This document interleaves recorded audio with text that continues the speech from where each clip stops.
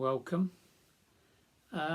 This morning our reflection was based on Matthew 19, where the rich young ruler comes to Jesus, and I think he's been a bit patronising and he's a bit smug, and he asks Jesus this question: what must I do to have eternal life? In a sense, he's saying, how can I get my ticket into heaven? And there's this idea, isn't there, in the background, that if you were really blessed by God, you would be wealthy and you'd be rich, because if you did things that were bad, God would punish you and he would take away those things. So the kind of prosperity gospel was there even in the first century.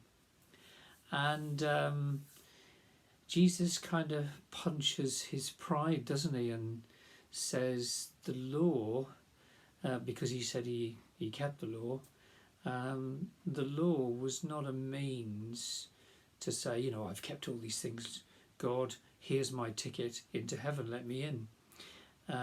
So that link with this kind of smugness about being rich and wealthy and righteous was not really what God was looking for. Law keeping was never a way to life. Keeping the law came out of an expression of love for God and love for our neighbour.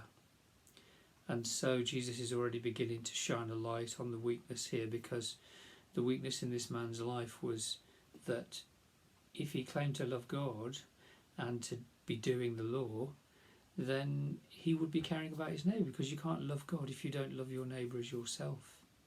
And the problem with riches is that we like to hold on to them. We like to use them for our own pleasure, for our own selfish gain.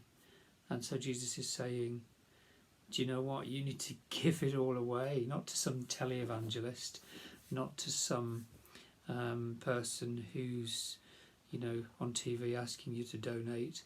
You give it to the poor, and you will know a freedom, and follow me.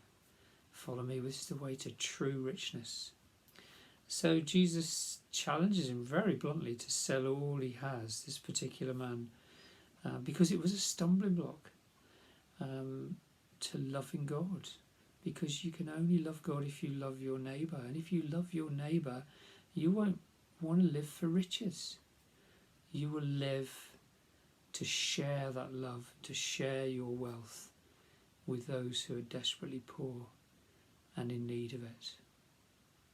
Pretty challenging words. Is there something in our lives that is a stumbling block? If we come to Christ, if we bring it to him, usually it will get exposed. I'm going to do something risky now. I'm going to have a go at singing a song, well, just the verse, of a song by Curtis Mayfield called People Get Ready. And the line is, people get ready, there's a trainer coming, you don't need no baggage, you just get on board.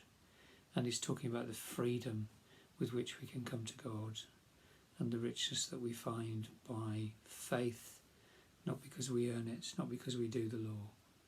And as that sung, particularly in the quiet bit in the middle, perhaps you could bring to God and say your life and say, is there anything that's in the way? Is there anything I need to do so that I can love you and love my neighbour as myself and be really rich as you want me to be?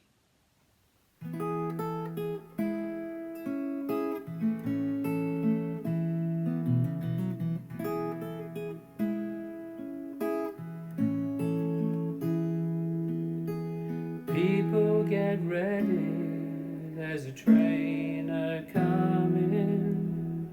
Don't need no baggage, you just get on board. All you need is faith to hear the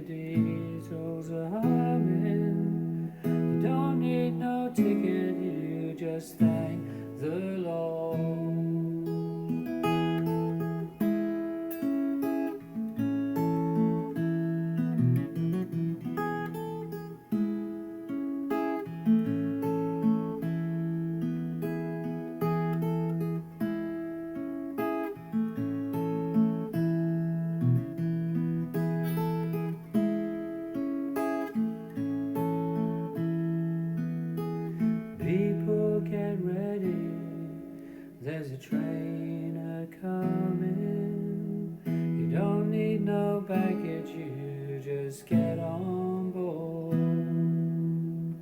All you need is faith to hear the diesels a-humming. You don't need no ticket, you just thank the